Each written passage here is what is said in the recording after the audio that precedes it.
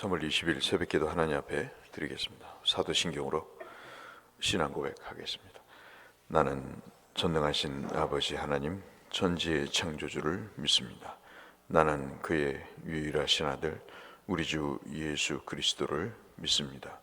그는 성령으로 잉태되어 동정녀 마리아에게서 나시고 본디오 빌라도에게 고난을 받아 십자가에 못 박혀 죽으시고 장사된 지 사흘 만에 죽은 자 가운데서 다시 살아나셨으며 하늘에 오르시어 전능하신 아버지 하나님 우편에 앉아 계시다가 거기로부터 살아있는 자와 죽은 자를 심판하러 오십니다.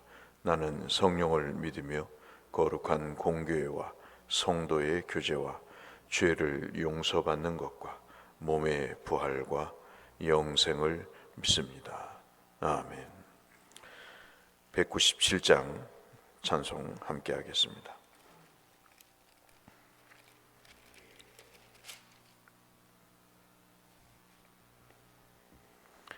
찬송가 197장 은혜가 풍성한 하나님은 찬송 197장입니다. 은혜가 풍성한 하나님은 믿는 자 한 사람 한 사람 어제도 오늘도 언제든지 편찮고 보호해 주시네. 주여 성령의 은사들을 오늘도 내려 주소서. 성령의 뜨거운 불길로서 오늘도 충만케 하소서. 정욕과 죄악에 물든 마음을 성령의 불길로 태우사 정결케 하소서. 태우소서. 깨끗게 하여 주옵소서. 주여 성령의 은사들을 오늘도 내려 주소서. 성령의 뜨거운 불길로서 오늘도 충만케 하소서. 희생의 제물로 돌아가신 어린 양 우리 주 예수여 구속의 은혜를 내리시사 오늘도 구원해 주소서. 주여 성령의 은사들을 오늘도 내려 주소서. 성령의 뜨거운 불길로서 오늘도 충만케 하소서.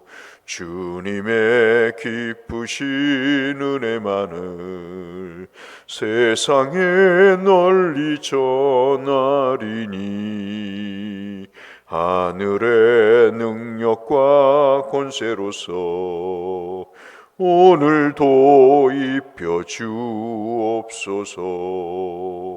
주여 성령의 은사들을 오늘도 내려 주소서.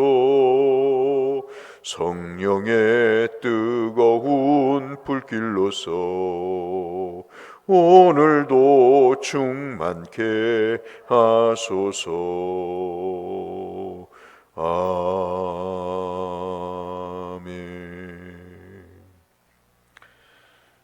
사무엘상 22장 말씀을 보겠습니다. 사무엘상 22장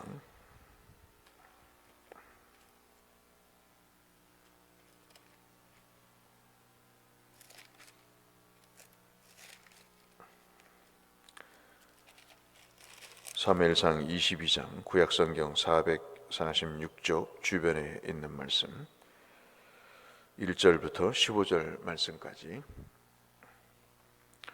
잠시 묵상하겠습니다.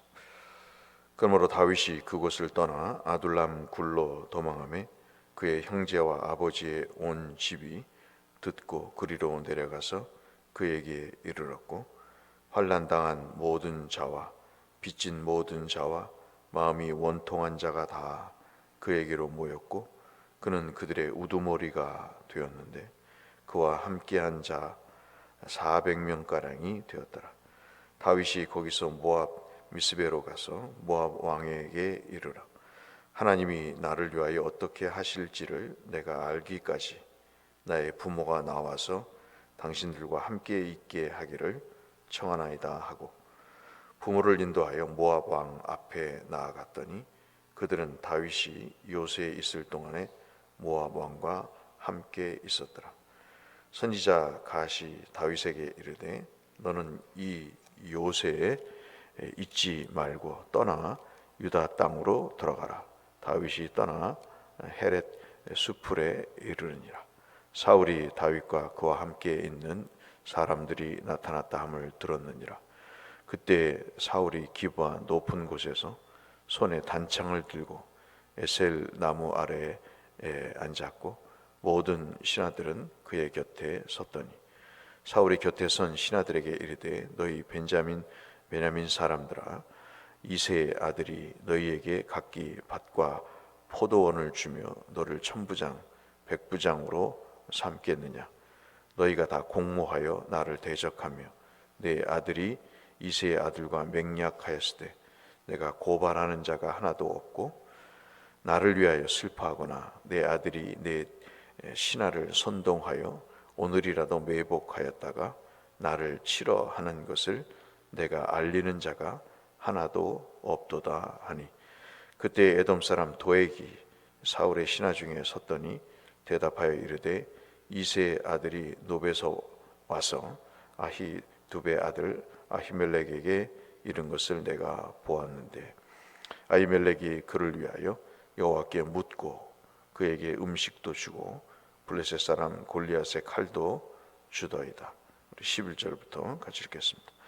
왕이 사람을 보내어 아히두베 아들 제사장 아히멜렉과 그의 아버지의 온 집 곧 노베에 있는 제사장들을 부르매 그들이 다 왕께 이른지라. 사울이 이르되, 너 아히두베 아들 들어라. 대답하되, 내 주여 내가 여기 있나이다.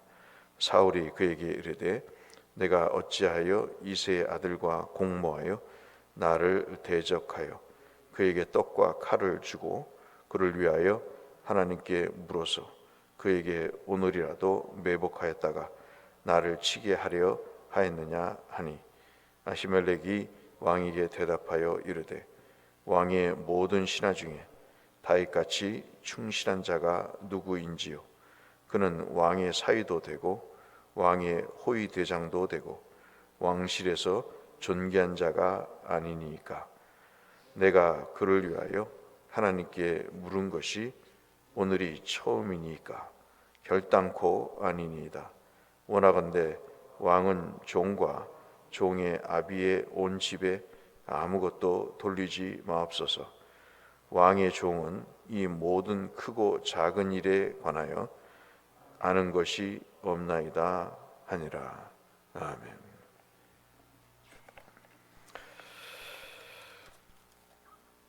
참, 우리가 하나님 앞에 살면서 쉽지 않은 시간도 보냅니다마는 그 와중에도 우리에게 주시는 사인들이 있습니다. 좀 세밀하게 보면 때로는 위로를 주시기도 하고, 때로는 예기치 못한 그런 결과들을 허락하셔서 우리로 하여금 힘을 얻게 하는 그런 경우들이 참 많이 있습니다. 그것을 우리가 잘 보면 하나님이 나를 지금 인도하고 계시구나 하는 것을 우리가 느낄 수가 있습니다. 그것은 하나님을 신뢰하는 자만이 볼 수 있는 거죠. 우리가 어떤 사람의 감정이나 의도나 그런 뜻을 잘 이해하려면 집중하고 살피지 않으면 알 수 없듯이, 건성으로 신앙생활을 하면 하나님이 어떻게 나에게 역사하시는지, 내게 어떤 의도를 주고 계시는지, 신호를 보내고 계시는지 도무지 알 수가 없는 것이죠.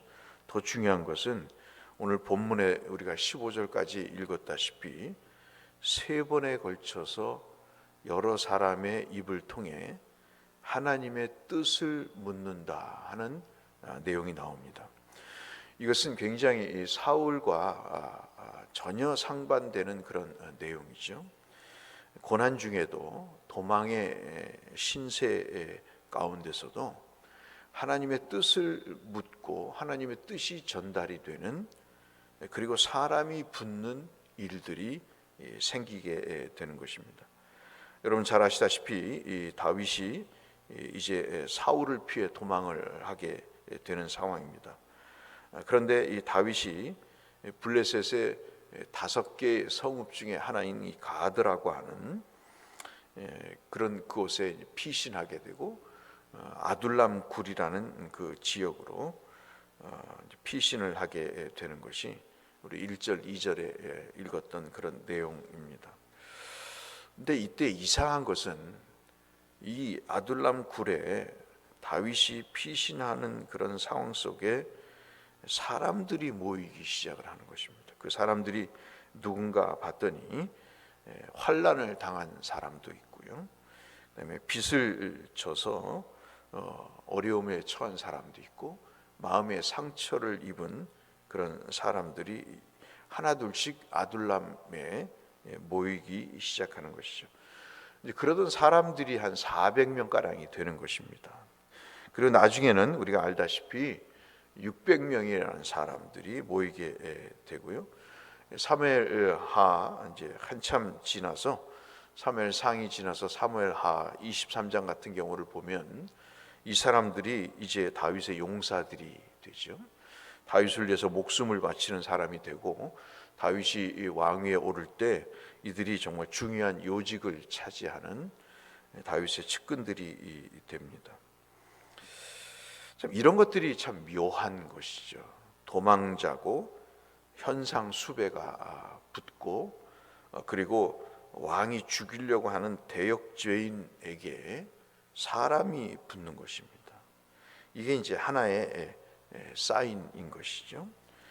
그렇게 지내면서 부모도 이제 모압 왕에게 피신을 시키는데, 그때 이제 나타나는 현상이 어떤 것이냐면, 여러분 한번 제가 아까 말씀드린 대로 5절 말씀입니다. 5절 말씀을 한번 잠시 보시면, 3절부터 한번 보시면, 다윗이 모압 미스베로 가서 모압 왕에게 이르되 하나님이 나를 위하여 어떻게 하실지를 내가 알기까지 나의 부모가 나와서 당신들과 함께 있기를 청하나이다. 그래요. 도망을 다니는데 무슨 하나님의 뜻을 묻습니까?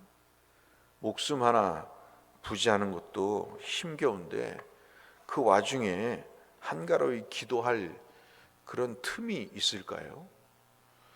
그런데 다윗은 그렇게 하나님의 뜻을 알기까지 부모를 피신시키십니다.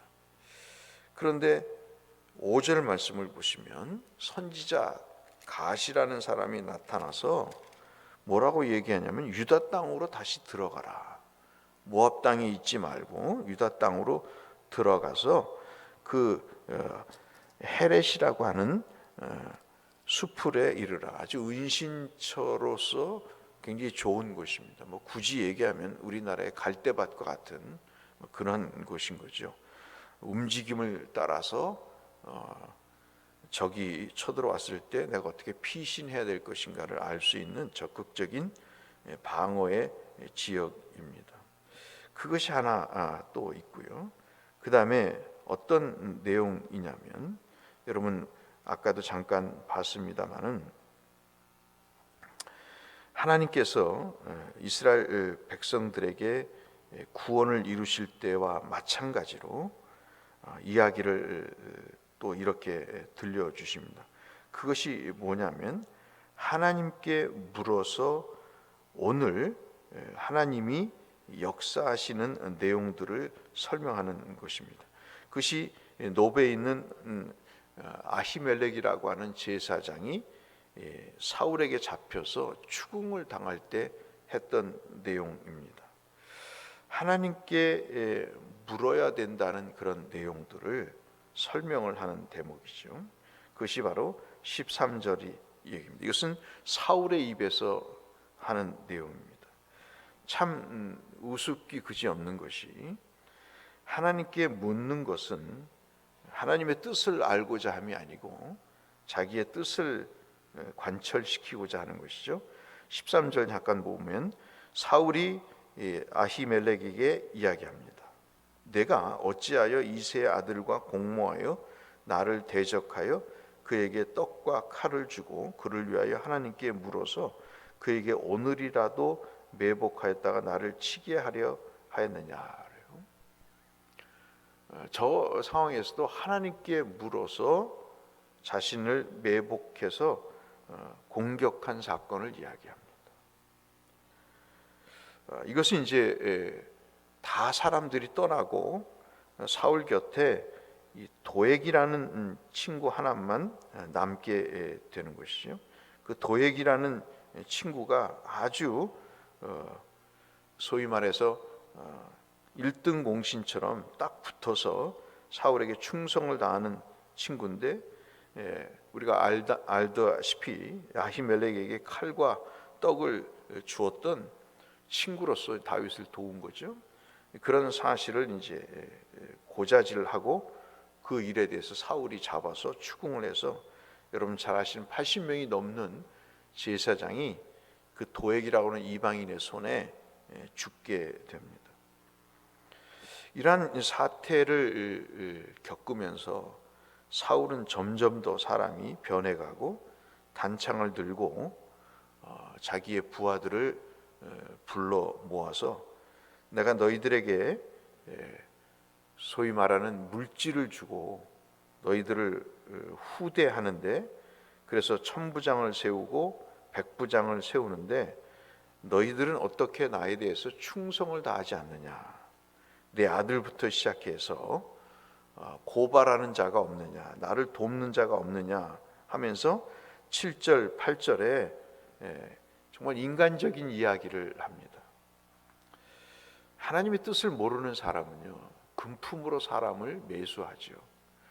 돈 갖고 물질 갖고 사람의 관계를 유지합니다. 이것은 예나 지금이나 명약관화한 아주 똑같은 공통점인 거죠. 왜냐하면 그거 외에는 믿을 게 없기 때문인 것이죠.